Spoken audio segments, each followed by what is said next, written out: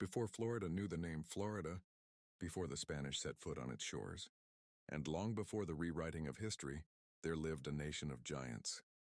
A people whose height stunned the invaders, a people whose cities covered the land, a people who carried the memory of a world before the flood.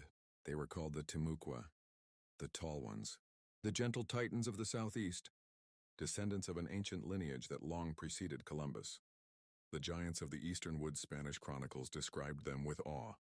Taller than any man of our lands, strong like warriors from legend. Their bodies painted with symbols of the sun. The Timucua stood 6 feet, 7 feet, even 7'5" in some accounts. But the colonizers left out the meaning. Their height was not random. Not mutation, not myth. It was ancestral memory, the genetic echo of the people who lived before the world broke apart. A lineage that many tribes say came from the first world, from the age of Atlantis. The sun people of the southeast, the Timucua worshipped the sun, the four directions, and the Great Spirit in ceremonies nearly identical to the Maya, the Taino, the Arawak, the Inca, and even the Dogon and Kemet of Africa.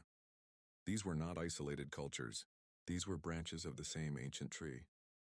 Their priests painted their bodies in spirals, sunbursts, and serpent lines, Atlantean symbols of cosmic energy and rebirth. Their villages were arranged in solar patterns, and their temples aligned with the stars.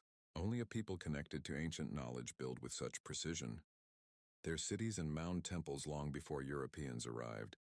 The Timucua lived in organized kingdoms led by chiefs, priestly councils, and astronomer leaders. They built mound complexes, village grids, council houses seating 300 people, temples aligned.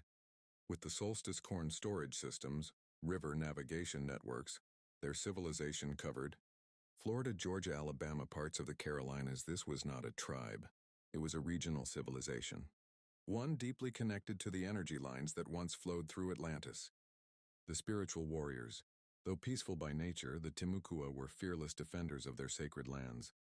Their warriors fasted before battle, painted their bodies with the symbols of the sun and serpent, and entered a trance state to call on ancestral power.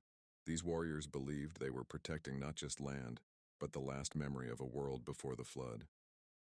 The fall of a giant nation.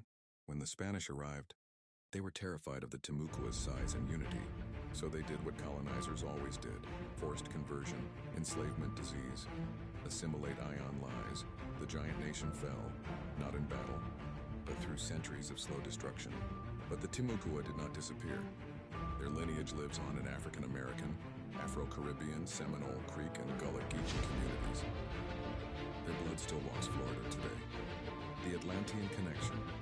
The Timucua were not a lost tribe. They were a surviving branch of an ancient world that existed before Columbus. A world of sun temples, giant ancestors, and cosmic wisdom. A world that the old ones called Atlantis. The giants of Florida were the children of the first world, and their memory lives on today. Subscribe to awaken the DNA of our ancestors.